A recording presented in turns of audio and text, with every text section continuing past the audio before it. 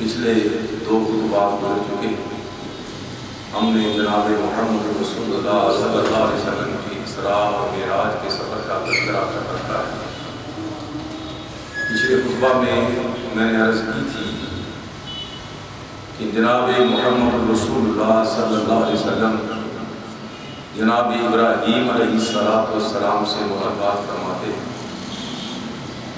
اور جناب ابراہیم علیہ السلام سے علیہ السلام کے بعد کچھ واضح نصیحت ہمارے لیے بھی وہاں سے دے دیا، اور اس کے بعد میرے اور آپ کے آقا جناب محمد رسول اللہ صلی اللہ علیہ وسلم فرماتے ہیں مجھے سدرۃ المنتہا دکھائی گئی۔ سدرۃ المنتہا، سدرہ بیری کو کہتے ہیں، منتہا جہاں پہ کسی بھی چیز کا اختتام ہو جائے، یعنی ایک عالم کا وہاں پہ اختتام ہو رہا، یہ ایک پلیٹ فارم ہے وہاں پہ، جو نیچے سے کوئی چیز جاتی ہے سدرۃ المنتہا پہ جا کے رک جاتی ہے، جو اوپر سے اللہ حاکمین کے کچھ احکام آتے ہیں وہ بھی سدرۃ المنتہا پہ آتے ہیں۔ نیچے سے اوپر والا عملہ لے لیتا ہے اور اوپر والا جو ہے نیچے سے والا عملہ لیتا ہے، وہاں پہ جا کے نیچے والے عملے کا اختتام اور اوپر والے عملے کا بھی اختتام، وہ اوپر سے نیچے نہیں، نیچے سے اوپر نہیں۔ میرے اور آپ کے آقا صلی اللہ علیہ وسلم فرماتے ہیں فَإِذَا أَرْبَعَةُ أَنْهَارٌ، 4 نہریں اس کی جڑوں سے نکل رہی ہیں، نہران باطنان و نہران ظاہران، 2 نہریں اندر والی سائڈ پہ جا رہی تھی اور 2 نہریں باہر والی سائڈ پہ۔ میں نے جبریل سے پوچھا جبریل یہ کیا چیز ہے؟ تو جبریل امین علیہ السلام نے فرمایا اما الباطنان فی الجنہ، یہ جو نہریں 2 اندر کی طرف جا رہی ہیں یہ جنت کے اندر جا رہی ہیں، اور دوسری حدیث میں اس کی وضاحت ہے الکوثر والسلسبیل، ایک کوثر ہے اور دوسری سلسبیل ہے۔ واما الظاہران، جو باہر کی طرف آ رہی ہیں، فالنیل والفرات، ایک نیل ہے اور ایک فرات ہے، یہ 2 دریا اللہ تعالیٰ کی حکمت ہے، یہ کس طرح رواں دواں ہیں، کیا کیفیت ہے، کیا انداز ہے، وہ اللہ ہی بہتر جانتا ہے۔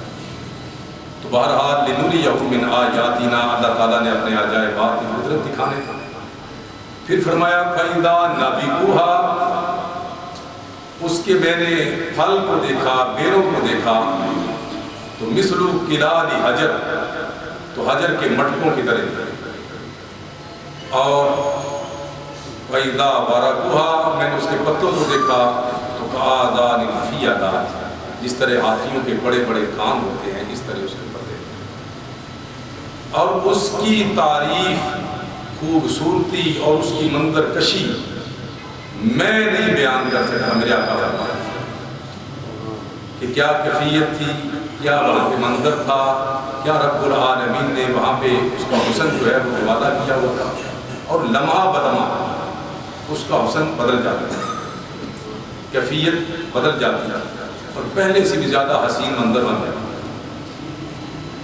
یہ میرے آقا صلی اللہ علیہ وسلم فرماتے ہیں میں نے دیکھا، ثم رفعت، پھر مجھے اٹھایا گیا۔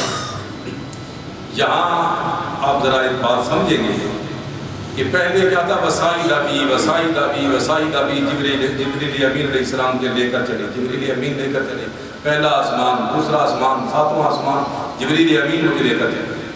یہاں سدرۃ المنتہا کے بعد میرے آقا کیا فرماتے ہیں، ثم رفعت، پھر مجھے اٹھایا گیا، یعنی جبریل نیچے رہے اور میرے آقا صلی اللہ علیہ وسلم کو اوپر اٹھا دیا۔ حتی ظہرت لمستوی، یہاں تک کہ مجھے ایک ایسی جگہ پہ جدھر میں نے جلوہ افروز ہونا تھا اس جگہ پہ مجھے پہنچا دیا۔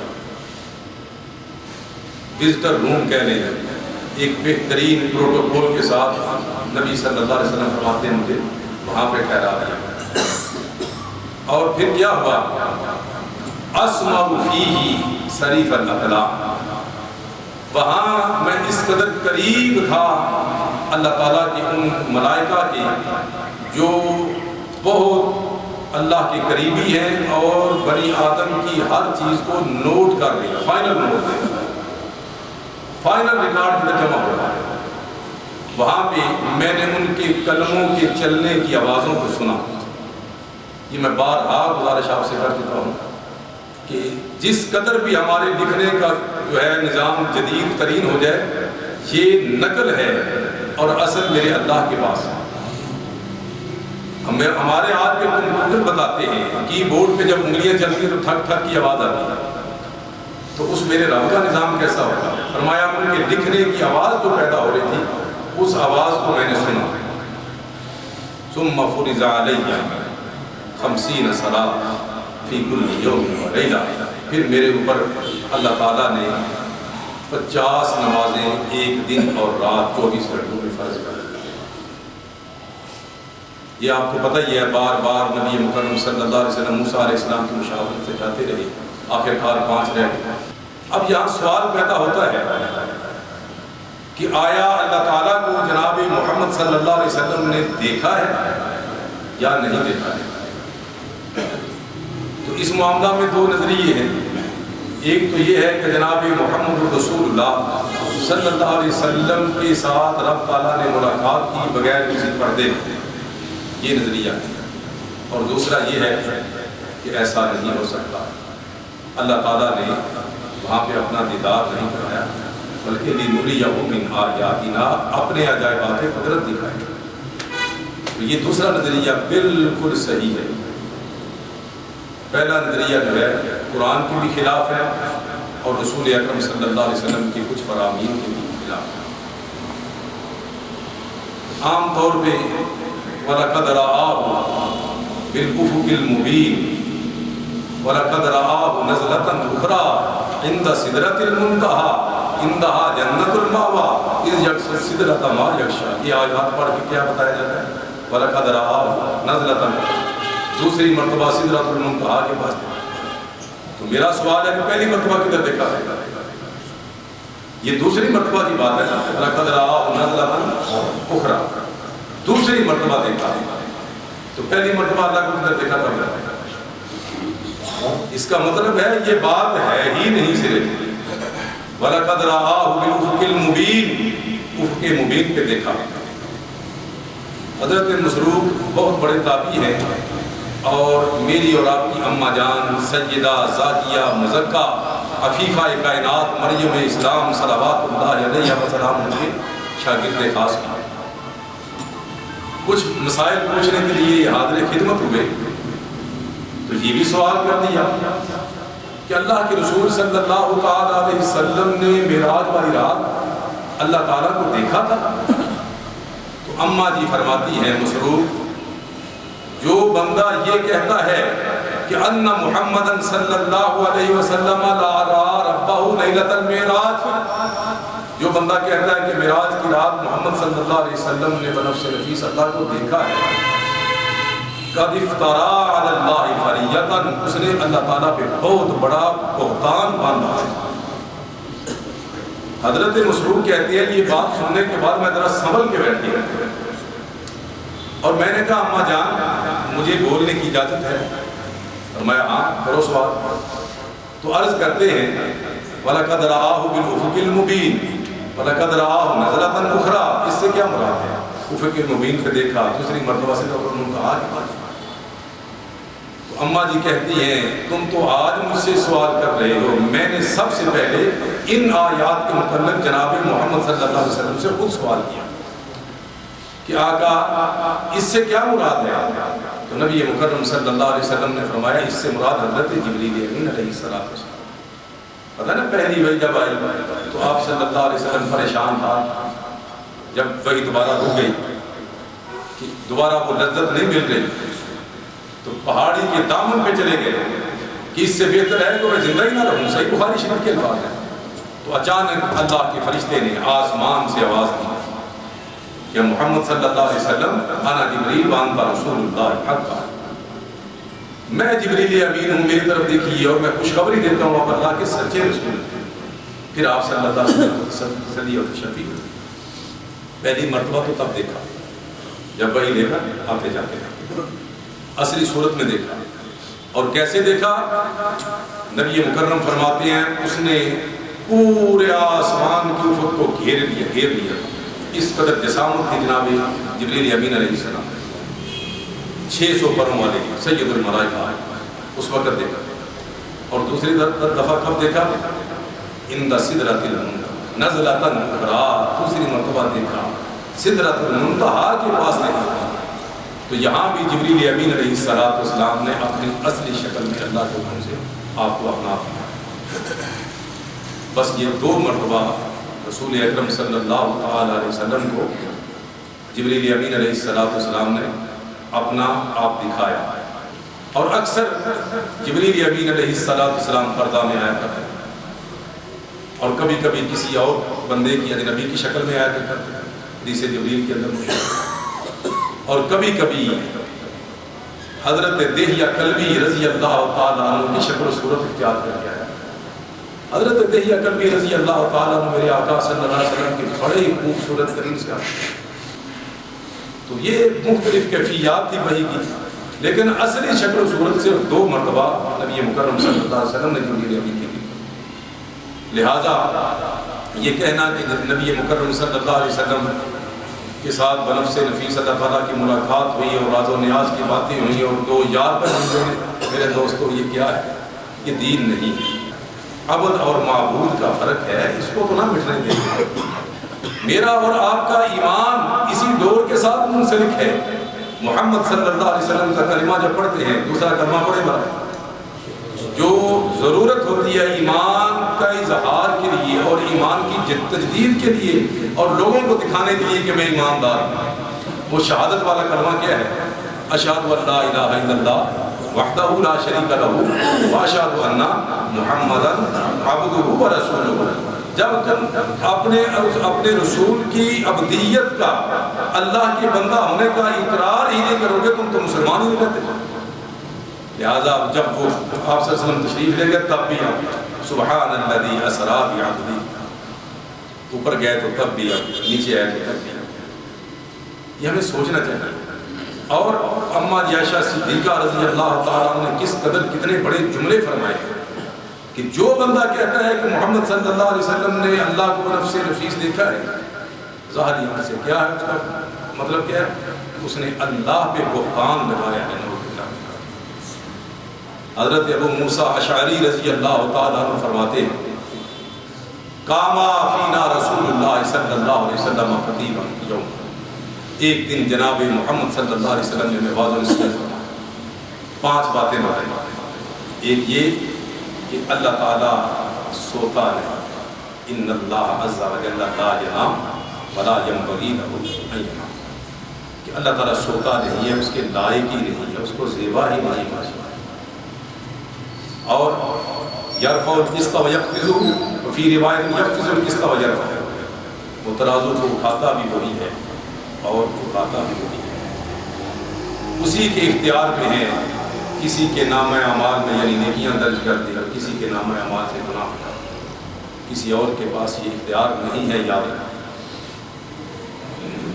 اور رب تعالیٰ جو ہے اس کا چہرہ مبارک جو ہے وہ حجاب نور. اس رب تعالیٰ کا چہرہ نوروں کے پردے، کئی پردے ہیں، 70,000 پردے تک یہ پردے ہیں نور کے. اس کے پیچھے میرے رب العالمین کا جلوہ ہے. اور یہ آخری بات کیا ہے؟ نبی مکرم صلی اللہ علیہ وسلم نے فرمائی اگر اس رب العالمین کے چہرہ پر انوار سے پردہ اٹھ جائے لَأَحْرَقَتْ إِلَى مَنْ تَحَا بَصَرُهُ مِنْ كُلِّ شَيْءٍ مِنْ خَلْقِهِ. تو جہاں جہاں تک اس کے جلوے کی نظر پڑے ہر چیز اس کی مخلوق جو ہے وہ سیاہ ہو جائے، ختم ہو جائے، بالکل خاکستر جل کے راکھ ہو جائے. اللہ تعالیٰ ہم سب کو سمجھنے کی توفیق عطا فرمائے. موسیٰ علیہ السلام نے ایک مرتبہ درخواست کی تھی اور اللہ تعالیٰ نے کیا فرمایا تھا؟ لن ترانی، تم نہ دیکھو، ہرگز تم مجھے نہیں دیکھ سکتے. ضد کر لی ولکن انظر الی الجبل، مجھے نہ دیکھو، اس پہاڑ کو دیکھو.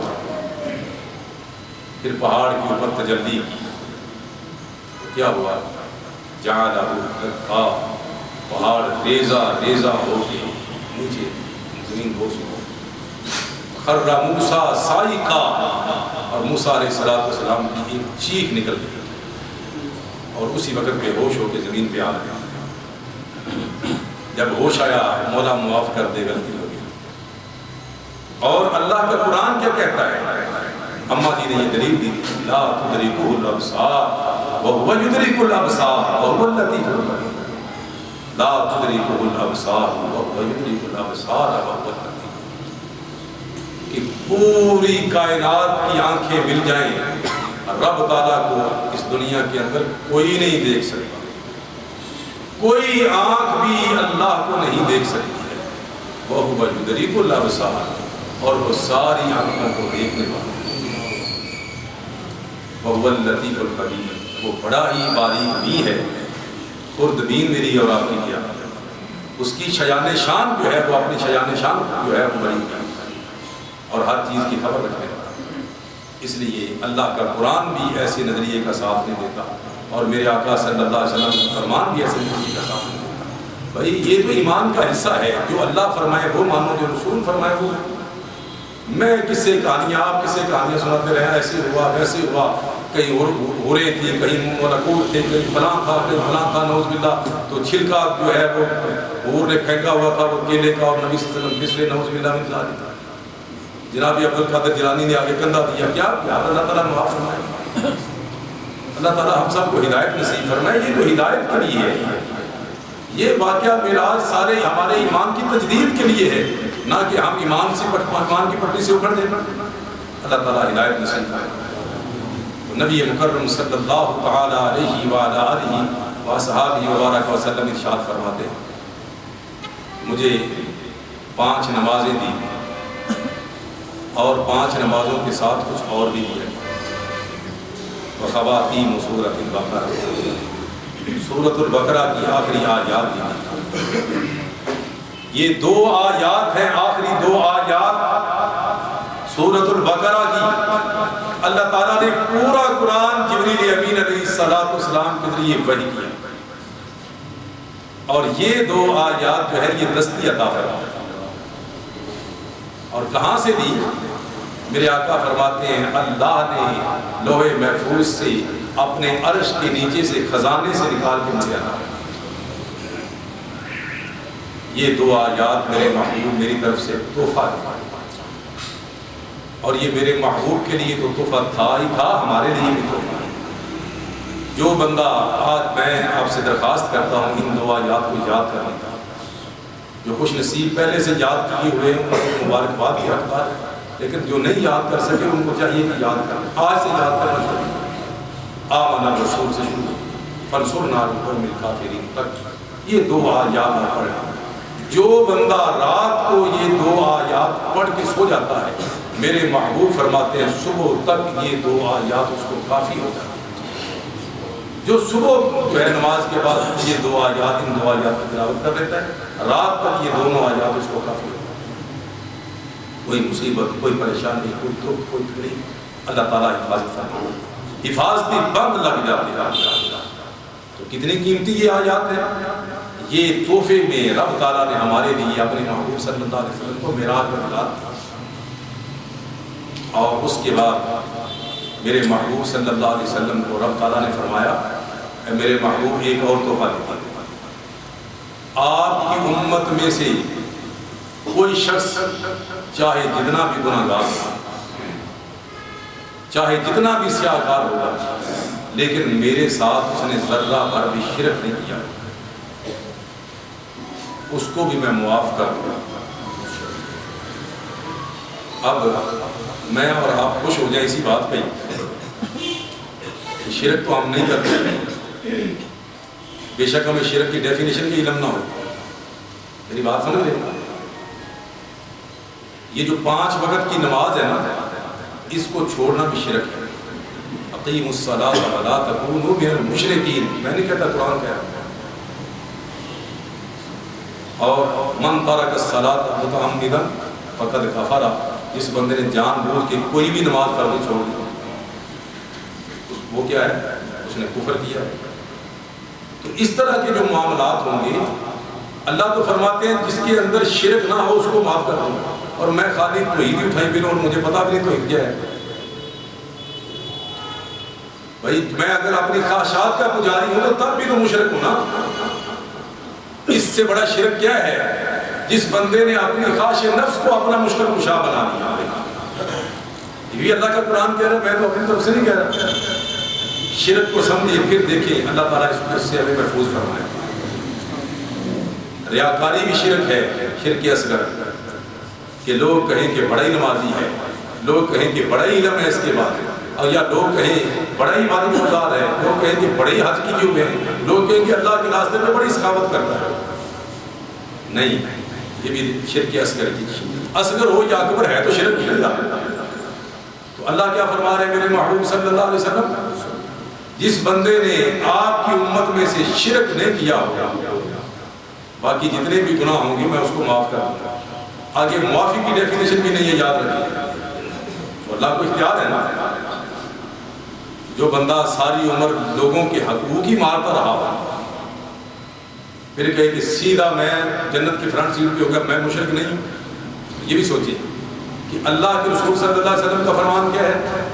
میں اپنے حقوق خود معاف کروں گا، لیکن جو بندوں کے حقوق ہیں وہ بندے معاف کریں گے تو اس کا بیڑا پار ہوگا۔ یہ جنت سامنے ہے، جو چلے جاؤ، لیکن یہ دائیں بائیں ارد گرد آگے پیچھے جو کھڑے ہوئے ان سے نمٹتے جاتے ہیں، پھر کیا بنے گا بھائی؟ یہ ساری چیزیں ہمیں دیکھنی چاہیے۔ اب یا تو سزا بھگتیں گے، یہ اللہ کو پتہ ہے کہ معافی کا لفظ ہے، یہ نہیں کہ بغیر کسی سزا کے معاف کر دوں گا، نہیں، وہ اس کی مرضی ہے، وہ ویسے بھی معاف کر دے گا، لیکن اسے ہم نے سب نے ساری چیزیں ذہن میں رکھنی ہے۔ اللہ تعالیٰ ہمیں صحیح توحید اپنانے کی توفیق عطا فرمائے۔ توحید جو ہے بالکل ہے سمپل ہی کہ ہر چیز میں رب کی رضا بس، لیکن جب ہم خواہش نفس کو لے آتے ہیں، ریاکاری کو لے آتے ہیں یا دائیں بائیں وسیلے ڈھونڈنے لگتے ہیں تو کیا پھر شرک ہے۔ اللہ اس سے ہمیں محفوظ کرتا ہے۔ اور اس کے بعد ایک اور میرے محبوب صلی اللہ علیہ وسلم آپ تحفہ دے جائیں، ایک اور تحفہ دے جائیں۔ وہ تحفہ کیا ہے کہ اے میرے محبوب صلی اللہ علیہ وسلم، آپ کی امت میں سے کوئی شخص، ایک بندہ، ایک بندی ایک نیکی کا ارادہ کرے،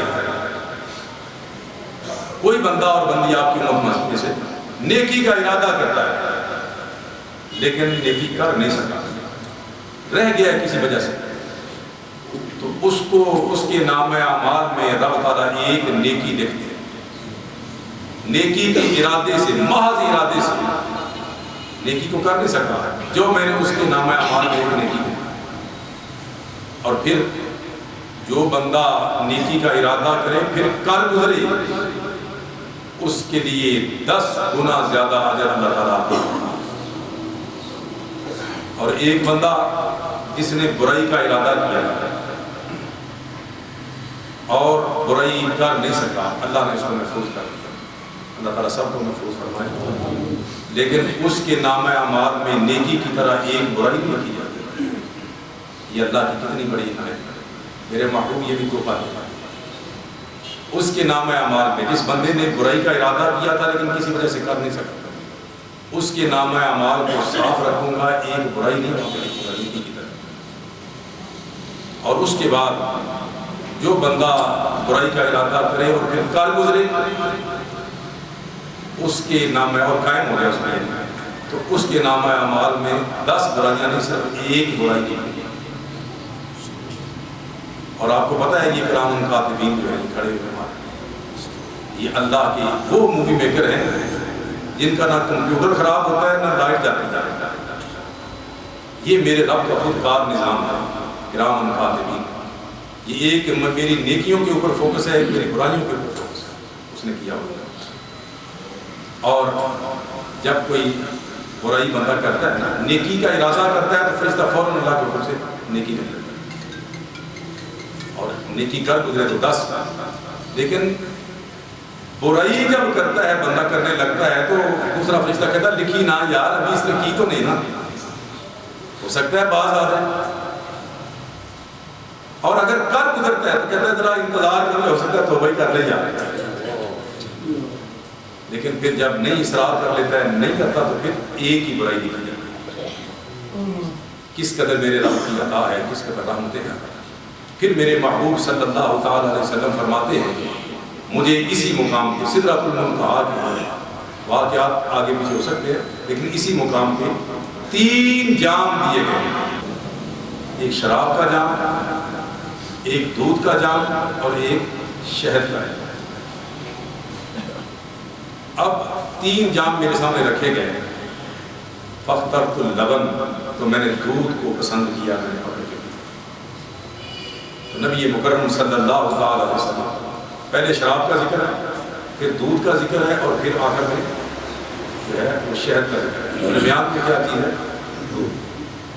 دودھ میں نے پکڑ کے لی۔ اچھا، جبریل امین کہتے ہیں آقا اخترت الفطرۃ انت علیہا و امتک، اللہ کے رسول صلی اللہ تعالیٰ علیہ وسلم آپ نے عین فطرت کو پسند فرمایا جس پر آپ قائم ہیں، اور آپ کی امت کو خوش نصیب فطرت کے قائم ہونے کو۔ اب دیکھیں، پہلے جام شراب کا تھا، درمیان میں دودھ کا، اور آخر میں شہد کا۔ یہ ہے کہ مسلمان بھی اگر ہو تو میانہ روی اختیار کرے، ایماندار بندہ جو ہے میانہ روی اختیار کرے، معتدل مزاج، اور یہ فطرت ہے نا، اعتدال ہماری فطرت کے اندر ہے۔ اعتدال سے اکھڑیں گے دین کے اندر ہی آپ جو ہے وہ بالکل آخر میں پیک پہ چلے گئے، کیا ہوگا؟ گمراہی ہوگی۔ رات اب بنائی اللہ تعالیٰ نے آرام کرنے کے لیے بھی، عبادت کرنے کے لیے، تو ایک بندہ کمر بستہ ہو جاتا ہے میں ساری رات عبادت ہی کروں گا، سوؤں گا ہی نہیں، یہ کیا ہے؟ یہ وہ انتہا پہ پہنچ، اعتدال سے ہٹ گیا۔ اور میرے محبوب نے روکا تھا نا 3 بندوں کو، مسلسل روزہ رکھنے سے، اور مسلسل نکاح نہ کرنے سے، اور مسلسل رات کی عبادت کرنا۔ اعتدال ہے، یہ فطرت ہے، اور اسلام بھی دین فطرت ہے، یاد رکھیں۔ یہی فرمایا آپ نے، یہ آپ نے فطرت اسلام کو پسند کیا ہے، اور آپ کی امت جو ہے یہ بھی جو ہے یہ فطرت پہ قائم ہے۔ اللہ تعالیٰ ہمیں نسبت خالی نہ بنایا ہماری، اللہ ہمیں صحیح امت بننے کی بھی توفیق عطا فرمائے۔ تو اسی سفر میں جناب محمد رسول اللہ صلی اللہ علیہ وسلم نے، آپ کو پتہ ہے، انبیاء کی امامت بھی کرائی ہے۔ کچھ اہل علم کہتے ہیں کہ یہ جاتے ہوئے تھی، اور کچھ کہتے ہیں کہ واپسی میں تھی، اور جانے والے جو کہتے ہیں نا ادھر تھی، وہ کہتے ہیں کہ محبوب صلی اللہ علیہ وسلم اقصیٰ میں جب پہنچے تو فوراً نماز پڑھائی، اور جو کہتے ہیں کہ نہیں واپسی میں پڑھائی، وہ کہتے ہیں کہ جب اقصیٰ کے اندر نبی صلی اللہ علیہ وسلم سے انبیاء مل چکے تھے، تو پھر جبریل امین علیہ السلام پہلے آسمان، دوسرے آسمان، 7ویں آسمان تک جو انبیاء تھے ان کا تعارف کو کرایا ہوا، تو پہلے جانتے تھے، ملے ہوئے نہیں۔ یہ سوال، یہ نظریات ہیں دونوں، لیکن میں سمجھتا ہوں یہ بھی ایک آداب کی بات ہے، اس کا ایسا کوئی مسئلہ نہیں ہے، لیکن پہلے کری تھی یا بعد میں کری تھی یہ اللہ ہی جانتا ہے۔ لیکن اس سفر میں جناب محمد صلی اللہ علیہ وسلم نے جماعت انبیاء علیہ السلام کو پڑھائی، لیکن ایک حدیث کا حصہ ہے، اس سے ہم استدلال کر سکتے ہیں کہ نبی مکرم صلی اللہ علیہ وسلم فرماتے ہیں میں مسجد اقصیٰ میں پہنچا۔ اب یہ وضاحت نہیں ہے پہلی جاتے ہوئے آتے ہیں، آپ صلی اللہ علیہ وسلم فرمایا مسجد اقصیٰ میں پہنچا، اور تمام انبیاء علیہ السلام کو اللہ تعالیٰ وہاں پہ پہنچا۔ فحانت الصلاۃ، تو نماز کا وقت ہو گیا۔ میری بات سمجھ رہے ہیں؟ نماز کا وقت ہو گیا۔ اب نماز کا وقت جب آپ صلی اللہ علیہ وسلم واپس تشریف لائے تو یہ ہو سکتا ہے کہ آپ صلی اللہ علیہ وسلم صبح کی نماز کا وقت ہو گیا، اس کو جاتے ہوئے تو یہ نہیں سمجھ میں آتا کہ اس وقت نماز کون سی نماز کا وقت تھا۔ تو بہرحال یہ بھی اللہ تعالیٰ ہی بہتر جانتا ہے، ایک استدلال تھا جو میرے ذہن میں ہے۔ تو بہرحال انبیاء علیہ السلام جتنے ہیں سوائے عیسیٰ علیہ السلام کے ساتھ فوت ہو چکے ہیں، اور فوت شدہ کے اوپر نماز فرض بھی نہیں ہے۔ وَاعْبُدْ رَبَّكَ حَتَّىٰ يَأْتِيَكَ الْيَقِينُ، کہ موت آنے تک آپ اللہ کی عبادت کریں۔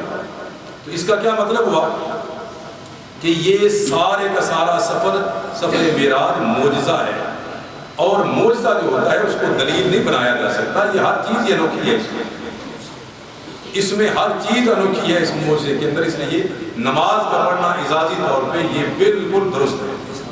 صحیح بخاری شریف کے الفاظ ہیں، صحیح مسلم شریف کے الفاظ ہیں، میرے آقا صلی اللہ علیہ وسلم نے فرمایا بہانت الصلاۃ، نماز کا وقت ہو گیا اور جبریل امین علیہ السلام نے مجھے مصلی امامت سونپی کہ آپ ان کی امام بن گئے۔ یہ بہت بڑی بات ہے۔ اللہ تعالیٰ نے روزے جو عالم ارواح کے اندر کیا فرمایا تھا، ثم جاءکم رسول مصدق لما معکم لتؤمنن به ولتنصرنہ، کہ میرے محبوب آخری رسول محمد صلی اللہ علیہ وسلم جب آئے تمہارے کسی کے زمانے کے اندر تمہیں ملے ملاقات ہو جائے تم سب کیا ہو گے، لتؤمنن به، ان کی امتی بن گئی، ان پہ ایمان لاؤ گے۔ تو رب تعالیٰ نے بنفس نفیس معراج پر رات ثابت فرمایا تمام انبیاء اور امامت جناب محمد صلی اللہ علیہ وسلم نے عرض کرتے ہیں جبریل مصطفیٰ سے آقا چلے آقا رب کا پیغام آ گیا ہے، سواری کے لیے در پہ براق آ گیا ہے، لگامیں تھامنے کو یہ غلام آ گیا، اقصا میں پہنچے جو نبی پیارے، اقصا میں پہنچے جو نبی ہمارے، کھڑے تھے منتظر وہاں انبیاء ہی سارے، تو جبریل انبیاء سے مخاطب ہوئے، تو جبریل انبیاء سے مخاطب ہوئے، صفے درست کر دے امام آ گیا، امام آ گیا، امام آ گیا، چون دید رسول امین خدا برخاست بخاب عالم نشرا، ہموار بشو برہین دل دل بگزار بخاب عالم نشرا۔ اللہ تعالیٰ مجھے اور آپ کو عمل کرنے کی توفیق عطا فرمائے۔ آخر دعوانا الحمدللہ الحمدللہ نحمدہ ونستعینہ ونستغفرہ ونعوذ باللہ من شرور انفسنا ومن سیئات اعمالنا، من یهده اللہ فلا مضل له ومن یضلل فلا هادی له، اشهد ان لا الہ الا اللہ وحدہ لا شریک له واشهد ان محمدا عبدہ ورسولہ۔ اللہم صل علی محمد وعلی آل محمد کما صلیت علی ابراہیم وعلی آل ابراہیم انک حمید مجید۔ اللہم بارک علی محمد وعلی آل محمد کما بارکت علی ابراہیم وعلی آل ابراہیم انک حمید مجید۔ اما بعد فإن خیر الحدیث کتاب اللہ وخير الهدي هدي محمد صلى الله عليه وسلم وشر الأمور محدثاتها وكل محدثة بدعة وكل بدعة ضلالة وكل ضلالة في النار۔ یہ واقعہ معراج جو ہے اس کے بہت سارے پہلو ہیں، لیکن آگے جو دن آ رہے ہیں وہ بھی بڑے اہمیت کے حامل ہیں، اس کے لیے بھی ہم نے تیاری بھی کرنی ہے، اور بہت سارے مسائل ہیں جو ہم نے انشاءاللہ ان کو بھی زیر بحث لانا ہے تاکہ ہم سب کو ان مسائل کا علم ہو اور تمام ہو، ہم جو ہے ان پہ عمل کر سکیں۔ میرے اور آپ کے آقا جناب محمد رسول اللہ صلی اللہ علیہ وسلم، آپ نے فرمایا کہ جب میں زمین پہ آیا اسی مسجد اقصی شریف سے اس براق پہ بیٹھا تو واپس آیا، رستے میں قریش کا ایک قافلہ بھی ملا، وہاں سے میں نے پانی بھی پیا اور براق کو دیکھ کے ان کا ایک چل کبرا دور بھی پڑا ادھر کیا، یہ سارے واقعات جو ہیں یہ ساتھ ہوئے۔ اور اس کے بعد فرمایا کہ جب میں نیچے آیا میں نے لوگوں کو بات بتائی تو قریش کے کہنے پہ بالخصوص ابو جہل نے کہا کہ نئی بات ہے، تو میں نے یہ واقعہ سنایا تو اس نے سب کو اکٹھا کیا ظالم نے اور کہا کہ اب بتا۔ میں نے پھر وہ ساری چیزیں سارا واقعہ بتا دیا تو اس ظالم نے مزاق اڑایا اور انہوں نے اکٹھا ہو گیا۔ محمد صلی اللہ علیہ وسلم آپ کہتے ہیں کہ راتوں رات لیلن نگرا ہے، معمولی سا حصہ، جیسے یہ دو زبریں قریب قریب ہیں، اسی طرح جناب محمد صلی اللہ علیہ وسلم کا سفر بھی اتنی تیزی سے واپس ہے۔ اچھا، تو آپ کہتے ہیں کہ یہ اتنی جلدی میں وہاں سے ہو گیا ہے، مسجد اقصی کے ساتھ آسمان جنت دوزخ سب کچھ دیکھ کے اور میں واپس آیا، تو آپ کم از کم اتنا بتا دیں کہ آپ نے مسجد اقصی دیکھی ہے، اس کے دروازے کتنے ہیں، اس کی کھڑکیاں کتنی ہیں، اور وہ رقبہ کیسا ہے، اس کا انداز کیا ہے، کیفیات کیا ہے، اس کے دائیں طرف کیا ہے، بائیں طرف کیا ہے، آگے کیا ہے، پیچھے کیا، اس طرح کے سوالات کرنا شروع کر مجھے اس وقت بڑی تکلیف ہوئی کہ میں ان کو کیا بتا رہا ہوں، یہ ظالم مجھ سے کیا پوچھے گا۔ چاہیے تو یہ تھا یہ سبق حاصل کرتے، میری رسالت میں ایمان لاتے ہیں، اور یہ مجھ سے جو ہے یہ مسجد اقصی کی کھڑکیاں دروازے کھولنا شروع کر دی۔ اور اللہ میں تو کھڑکیاں دروازے گرنے کے لیے تھوڑے گیا تھا، میں تو تیرے حکم پہ گیا، جو تو نے فرمایا اسی طرح میں کرتا چلا گیا، اب میں کیا کروں؟ نبی مکرم صلی اللہ علیہ وسلم فرماتے ہیں اسی وقت اللہ تعالیٰ نے مسجد اقصیٰ کو، اس کی شبیہ کو حتیم کے سامنے لا دیا، بالکل ساری صاف شفاف کر کھڑی ہوئی، اور وہ مجھے پوچھتے جا رہے ہیں، میں ایک ایک چیز دیکھ دیکھ کے بتاتا جا رہا ہوں، اور آخر کار انہوں نے یہ بھی تصدیق کی بات تو صحیح ہے، یہ تو غیب بھی نہیں ہے، انہوں نے کبھی تک سفر بھی نہیں کیا، بات تو ٹھیک ہے۔ پھر قافلہ آیا، قافلے سے تصدیق کی کہ اس طرح تمہارا معاملہ ہوا تھا، تمہارا ایک اونٹ انہوں نے کہا بالکل گم ہو گیا،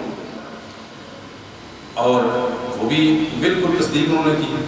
ابو بکر صدیق رضی اللہ تعالیٰ عنہ سے اسی طرح ان ظالموں نے پوچھا کہ تم اب بتاؤ اب کیا کہتے ہو؟ تم تو کہتے ہو کہ محمد صلی اللہ علیہ وسلم سچا ہے، سچا ہے، اب بتاؤ چند گھڑیوں میں یہ سارا سفر کوئی کیسے کر سکتا ہے؟ پہلے تو انہوں نے کہا کہ کوئی نہیں ایسا کر سکتا، جب انہوں نے کہا کہ تمہارے ساتھی محمد صلی اللہ علیہ وسلم کہتے ہیں، تو جناب یہ ابو بکر کہتے ہیں رضی اللہ عنہ، ظالموں ہم تو اس سے پہلے اس سے بھی بڑی تصدیق ان کی کر چکے ہیں، یہ تو ایک سفر کو بتا رہے ہیں، ہم تو انہوں نے کہا تھا کہ میرے اوپر جبریل امین آتے ہیں، فرشتہ اللہ کا آتا ہے، میں اللہ کا دستور میرے اوپر ڈال دیتا ہے، میں اللہ کا آخری رسول ہوں، ہم نے تو وہ مان لیا، تو یہ معمولی بات کہہ رہے ہیں، اگر وہ فرما رہے ہیں تو بالکل سچ اور حق۔ اللہ مجھے اور آپ کو عمل کی توفیق عطا فرمائے۔